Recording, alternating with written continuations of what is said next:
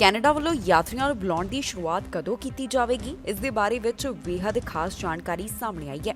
Doctor team ਵੱਲੋਂ ਇਹ ਜਾਣਕਾਰੀ ਦਿੱਤੀ ਗਈ ਹੈ ਕਿ ਕਦੋਂ ਕੈਨੇਡਾ ਦੇ ਵਿੱਚ ਫੁੱਲੀ ਵੈਕਸੀਨੇਟਡ ਯਾਤਰੀ ਯਾਤਰਾ ਕਰ ਸਕਦੇ ਹਨ। House of commons health committee ਵੱਲੋਂ health Canada, Canada border services agency ਇਹਨਾਂ ਸਭ ਦੇ ਨਾਲ ਇੱਕ ਮੀਟਿੰਗ ਕੀਤੀ। ਇਸ ਮੀਟਿੰਗ ਦੇ ਵਿੱਚ ਖਾਸ ਤੌਰ ਦੇ ਉੱਪਰ ਇਸ ਚੀਜ਼ ਦਾ ਜ਼ਿਕਰ ਕੀਤਾ ਗਿਆ ਕਿ 14 ਮਹੀਨਿਆਂ ਦਾ ਲੰਬਾ ਸਮਾਂ ਹੋ ਗਿਆ ਹੈ ਜਦੋਂ ਦਾ ਕੈਨੇਡਾ ਅਮਰੀਕਾ ਬਾਰਡਰ ਬੰਦ ਪਿਆ ਹੈ। ਇਸ ਦੌਰਾਨ ਮੀਟਿੰਗ ਦੇ ਵਿੱਚ ਡਾਕਟਰ ਟੀਮ ਵੀ ਮੌਜੂਦ ਸੀ। ਡਾਕਟਰ ਟੀਮ ਦਾ ਕਹਿਣਾ ਹੈ ਕਿ ਇਸ ਸਭ ਦੇ ਵਾਸਤੇ ਜਾਣੀ ਕਿ ਬਾਰਡਰ ਖੋਲ੍ਹਣ ਦੇ ਵਾਸਤੇ ਇਹ ਚੀਜ਼ ਧਿਆਨ ਵਿੱਚ ਰੱਖੀ ਜਾ ਰਹੀ ਹੈ ਕਿ ਕੈਨੇਡਾ ਦੇ ਵਿੱਚ ਕਰੋਨਾ ਵਾਇਰਸ ਦੇ ਕੀ ਹਾਲਾਤ ਨੇ, ਕੀ ਸਥਿਤੀ ਹੈ। ਕੈਨੇਡਾ ਵੱਲੋਂ ਇਸ ਚੀਜ਼ ਦੇ ਉੱਪਰ ਵਿਚਾਰ ਕੀਤੀ ਜਾ ਰਹੀ ਹੈ ਕਿ ਕਦੋਂ ਫੁੱਲੀ ਵੈਕਸੀਨੇਟਡ ਯਾਤਰੀਆਂ ਨੂੰ ਕੈਨੇਡਾ ਆਉਣ ਦੀ ਇਜਾਜ਼ਤ ਦਿੱਤੀ ਜਾਵੇ। ਉਹਨਾਂ ਵੱਲੋਂ ਇਹ ਵੀ ਗੱਲ ਕਹੀ ਗਈ ਕਿ ਹੋ ਸਕਦਾ ਹੈ ਕਿ ਕੈਨੇਡਾ ਵੱਲੋਂ ਯਾਤਰੀਆਂ ਦੇ ਕੈਨੇਡਾ ਪਹੁੰਚਣ ਦੇ ਉੱਪਰ ਕਰੋਨਾ ਨੈਗੇਟਿਵ ਰਿਪੋਰਟ ਮੰਗਣੀ ਜਾਰੀ ਰੱਖੀ ਜਾਵੇ। ਕੈਨੇਡਾ ਵੱਲੋਂ ਮਾਰਚ 2020 ਤੋਂ ਹੀ ਯਾਤਰਾ ਸੰਬੰਧੀ ਪਾਬੰਦੀਆਂ ਲਗਾਈਆਂ ਗਈਆਂ। ਕਰੋਨਾ ਵਾਇਰਸ ਦੇ ਹਾਲਾਤਾਂ ਨੂੰ ਦੇਖਦਿਆਂ ਕੈਨੇਡਾ ਵੱਲੋਂ ਇਹ ਫੈਸਲਾ ਲਿਆ ਗਿਆ। ਜਿਵੇਂ-ਜਿਵੇਂ ਕਰੋਨਾ ਦਾ ਪ੍ਰਭਾਵ ਵਧਦਾ ਗਿਆ, ਉਸੇ ਤਰ੍ਹਾਂ ਕੈਨੇਡਾ ਵੱਲੋਂ ਪਾਬੰਦੀਆਂ ਦੇ ਵਿੱਚ ਵੀ ਸਖਤੀ ਕੀਤੀ ਗਈ। ਮੌਜੂਦਾ ਸਮੇਂ ਕੈਨੇਡਾ ਆਉਣ ਵਾਲੀ ਯਾਤਰੀ ਨੂੰ ਕਰੋਨਾ ਨੈਗੇਟਿਵ ਰਿਪੋਰਟ ਦਿਖਾਉਣੀ ਪੈਂਦੀ ਹੈ। ਇਸ ਦੇ ਨਾਲ ਹੀ 3 ਦਿਨਾਂ ਦੇ ਵਾਸਤੇ ਲਾਜ਼ਮੀ ਤੌਰ ਦੇ ਉੱਪਰ ਆਪਣੇ ਖਰਚੇ ਦੇ ਉੱਪਰ ਕੁਆਰੰਟੀਨ ਵੀ ਕਰਨਾ ਪੈਂਦਾ ਹੈ। ਪਿਛਲੇ ਸਾਲ ਟਰੈਵਲ 90% ਘੱਟ ਦਰਜ ਕੀਤਾ ਗਿਆ। 2019 ਦੌਰਾਨ ਕੈਨੇਡਾ ਦੇ ਵਿੱਚ 94 ਮਿਲੀਅਨ ਲੋਕ ਆਏ ਸਨ, ਪਰ ਉਧਰ ਪਿਛਲੇ ਸਾਲ ਕੈਨੇਡਾ ਦੇ ਵਿੱਚ 3.9 ਮਿਲੀਅਨ ਲੋਕ ਹੀ ਪਹੁੰਚੇ, ਜੋ ਕਿ ਹਵਾਈ ਯਾਤਰਾ ਕਰਕੇ ਕੈਨੇਡਾ ਦੇ ਵਿੱਚ ਲੈਂਡ ਹੋਏ। ਮੌਜੂਦਾ ਸਮੇਂ ਕੈਨੇਡਾ ਦੀ 50% ਦੀ ਆਬਾਦੀ ਨੂੰ ਕੋਵਿਡ-19 ਵੈਕਸੀਨ ਦਾ ਪਹਿਲਾ ਸ਼ਾਟ ਲਗਾ ਦਿੱਤਾ ਗਿਆ ਹੈ। ਹੁਣ ਕੈਨੇਡਾ ਵੱਲੋਂ ਵੈਕਸੀਨੇਸ਼ਨ ਦੇ ਵਿੱਚ ਜੋ ਤੇਜ਼ੀ ਲਿਆਂਦੀ ਗਈ ਹੈ, ਉਸ ਤੋਂ ਬਾਅਦ ਇਸ ਚੀਜ਼ ਦੇ ਉੱਪਰ ਵਿਚਾਰ ਕੀਤਾ ਜਾ ਰਿਹਾ ਹੈ ਕਿ ਯਾਤਰਾ ਸੰਬੰਧੀ ਜੋ ਪਾਬੰਦੀਆਂ ਲਗਾਈਆਂ ਗਈਆਂ ਉਸ ਦੇ ਵਿੱਚ ਢਿੱਲ ਕਦੋਂ ਤੇ ਕਿਸ ਤਰ੍ਹਾਂ ਦਿੱਤੀ ਜਾਵੇਗੀ। ਇਸ ਹਫ਼ਤੇ ਕੈਨੇਡਾ ਨੂੰ ਫਾਈਜ਼ਰ ਦੇ 6 ਲੱਖ ਡੋਜ਼ਸ ਹੀ ਮਿਲਣਗੇ। ਇਸ ਹਫ਼ਤੇ ਕੈਨੇਡਾ ਨੂੰ 2 ਫਾਰਮਾਸਿਊਟੀਕਲ ਫਰਮਸ ਦੇ ਵੱਲੋਂ 2 ਮਿਲੀਅਨ ਸ਼ਾਟਸ ਭੇਜੇ ਜਾਣੇ ਸੀ, ਪਰ ਕੈਨੇਡਾ ਨੂੰ 1.4 ਮਿਲੀਅਨ ਡੋਜ਼ ਹੀ ਮਿਲਣਗੇ। ਲਗਾਤਾਰ ਫਾਈਜ਼ਰ ਅਤੇ ਮੋਡਰਨਾ ਵੱਲੋਂ ਕੈਨੇਡਾ ਨੂੰ ਵੈਕਸੀਨ ਦੀ ਸ਼ਿਪਮੈਂਟ ਭੇਜੀ ਜਾ ਰਹੀ ਹੈ। ਉਨ੍ਹਾਂ ਵੱਲੋਂ ਹਫ਼ਤੇ ਦੇ ਵਿੱਚ 2.4 ਮਿਲੀਅਨ ਡੋਜ਼ਸ ਭੇਜਣ ਦੇ ਬਾਰੇ ਵਿੱਚ ਕਿਹਾ ਗਿਆ ਸੀ।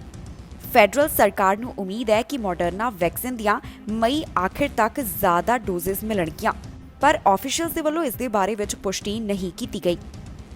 ਜੂਨ ਆਖਿਰ ਤੱਕ ਐਸਟ੍ਰਾਜੈਨੇਕਾ ਵੱਲੋਂ 1 ਮਿਲੀਅਨ ਡੋਜ਼ ਦੀ ਡਿਲੀਵਰੀ ਕੀਤੀ ਜਾਣੀ ਹੈ। ਇਸ ਦੇ ਉੱਪਰ ਵੀ ਵਿਚਾਰ ਜਾਣੀ ਕਿ ਡਿਸਕਸ਼ਨ ਕੀਤੀ ਜਾ ਰਹੀ ਹੈ। ਮੌਜੂਦਾ ਸਮੇਂ ਹੈਲਥ ਕੈਨੇਡਾ ਵੱਲੋਂ ਜੌਨਸਨ ਟੀਕੇ ਦੀਆਂ 3 ਲੱਖ ਡੋਜ਼ ਨੂੰ ਰਿਵਿਊ ਕੀਤਾ ਜਾ ਰਿਹਾ ਹੈ, ਜਿਸ ਦੀ ਇਸਤੇਮਾਲ ਜਾਣੀ ਕਿ ਵਰਤੋਂ ਅਜੇ ਸ਼ੁਰੂ ਨਹੀਂ ਕੀਤੀ ਗਈ। ਕੈਨੇਡੀਅਨ ਆਫੀਸ਼ੀਅਲਸ ਦੇ ਵੱਲੋਂ ਇਹ ਜਾਣਕਾਰੀ ਦਿੱਤੀ ਗਈ ਕਿ ਕੈਨੇਡਾ ਦੇ ਵਿੱਚ ਅੱਧੀ ਆਬਾਦੀ ਨੂੰ ਕੋਵਿਡ-19 ਵੈਕਸੀਨ ਦਾ ਪਹਿਲਾ ਸ਼ਾਟ ਲਗਾ ਦਿੱਤਾ ਗਿਆ ਹੈ ਤੇ ਵੈਕਸੀਨੇਸ਼ਨ ਦੇ ਵਿੱਚ ਤੇਜ਼ੀ ਵੀ ਲਿਆਂਦੀ ਜਾ ਰਹੀ ਹੈ। ਦੂਜੇ ਪਾਸੇ ਵੈਕਸੀਨੇਸ਼ਨ ਦੇ ਨਾਲ ਜੁੜੀ ਹੋਈ ਇਸ ਹਫ਼ਤੇ ਦੀ ਇਹੀ ਅਪਡੇਟ ਹੈ ਕਿ ਕੈਨੇਡਾ ਨੂੰ ਫਾਈਜ਼ਰ ਵੱਲੋਂ 6 ਲੱਖ ਡੋਜ਼ਸ ਹੀ ਭੇਜੀਆਂ ਜਾਣਗੀਆਂ।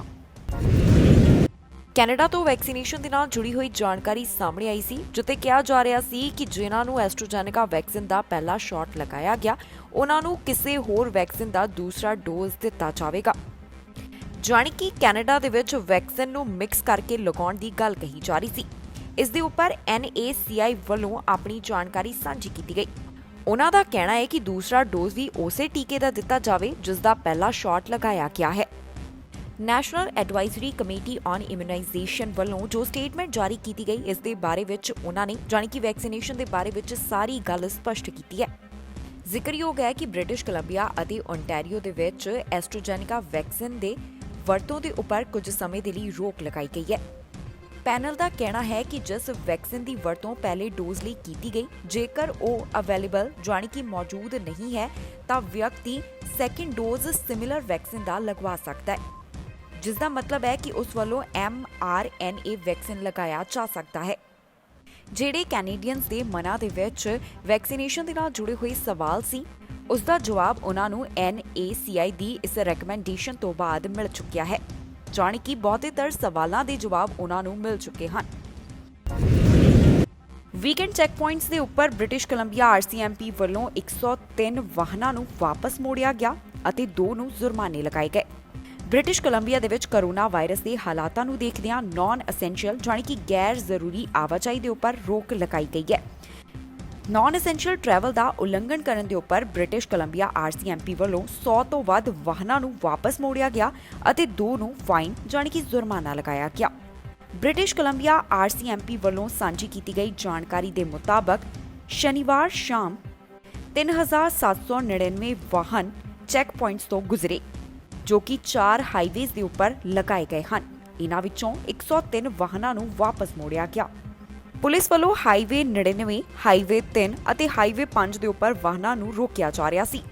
2 ਡਰਾਈਵਰਾਂ ਨੂੰ ਸੈਕਸ਼ਨ 4 ਅਤੇ ਟਰੈਵਲ ਰਿਸਟ੍ਰਿਕਸ਼ਨ ਆਰਡਰ ਨੰਬਰ 2 ਦੇ ਉਲੰਘਣ ਦੇ ਕਰਕੇ ਚਾਰਜ ਕੀਤਾ ਗਿਆ।